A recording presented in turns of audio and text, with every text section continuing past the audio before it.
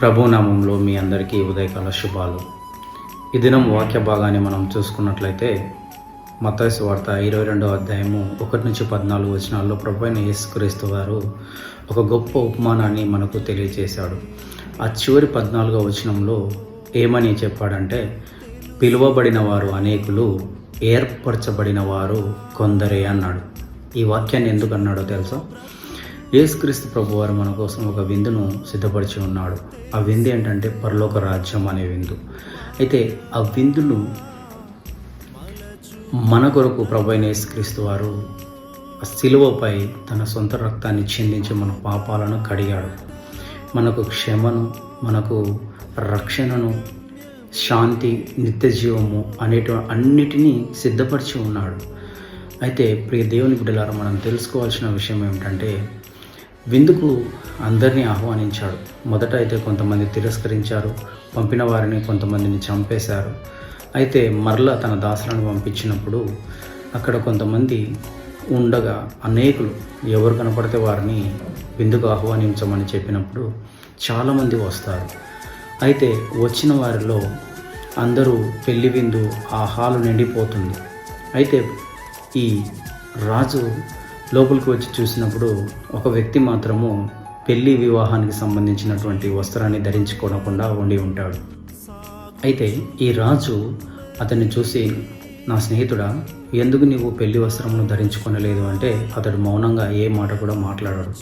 అప్పుడు తన దాసులను పిలిచి వీడిని కాళ్ళు చేతులు కట్టివేసి ఒక చీకటి గదిలో బంధించేయండి, అక్కడ ఏడుపును పండ్లు కొరుకుటయు ఉండునని చెప్తాడనమాట.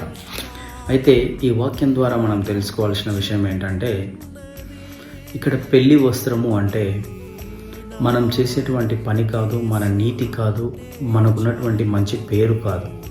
మరి పెళ్లి వస్త్రం అంటే ఏంటి? క్రీస్తు ప్రభు వారు ఇచ్చేటువంటి రక్షణ అనే వస్త్రం, ఆయన నీతి, క్రీస్తులో మారినటువంటి జీవితం. చాలామంది క్రైస్తవులు ఈ రోజుల్లో ఎలా ఉన్నారంటే, పాటలు పాడతారు, బైబిల్ చదువుతారు, బైబిల్ పట్టుకొని అటు ఇటు తిరుగుతూనే ఉంటారు, అన్నీ చేస్తూ ఉంటారు. కానీ జీవితంలో మార్పు ఉండదు. అదే పాపపు జీవితము. యేసుక్రీస్తు ప్రభువారి నీతి అనే వస్త్రమును ధరించుకొనకుండా జీవిస్తూ ఉంటారు. అదే పాపపు జీవితము, అదే పాపపు మాటలు. కానీ పేరుకు మాత్రము క్రైస్తవులు, నేను బాప్తిసం తీసుకున్నాను అని చెప్తారు. కానీ జీవితం మాత్రము పాపం జీవితంలోనే జీవిస్తూ ఉంటారు. ఇలాంటి వారిని ప్రభు అయిన యేసుక్రీస్తు వారు బయటకు తోసేస్తారు అని చెప్పి వాక్యం సెలవిచ్చుచున్నారు. అందుకే ఆ చివరి వచనంలో ఏమని రాసిందంటే, పిలువబడిన వారు అనేకులు, కానీ ఏర్పరచుకున్న వారు కొందరే అంటున్నాడు. అందరూ యేసుక్రీస్తుని నమ్ముకుంటున్నాం మేము అని చెప్తూ ఉంటారు, అందరు చర్చికి వస్తుంటారు, అందరు బాప్తిసం తీసుకుంటుంటారు. ఎంతమంది తీసుకున్నా ఏర్పరచుకొనబడిన వారు కొందరే అని వాక్యం సెలవిచ్చుచున్నది. ఆ కొందరిలో నీవు ఉన్నావా? పెళ్లి విందు అనే యేసుక్రీస్తు వారి రక్షణ వస్త్రాన్ని నీవు ధరించుకున్నావా? పాపపు జీవితాన్ని విడిచిపెట్టావా? కాబట్టి ప్రియ దేవుని బిడ్డలారా, అలాంటి రక్షణ వస్త్రము లేనటువంటి వారిలో ఒకడిగా నీవు ఉండకుండా ఏర్పరచుకొనబడిన వారిలో ఒకడిగా నీవు ఉండాలని ప్రభు అయిన యేసుక్రీస్తు నామములో మీకు తెలియజేస్తున్నాను.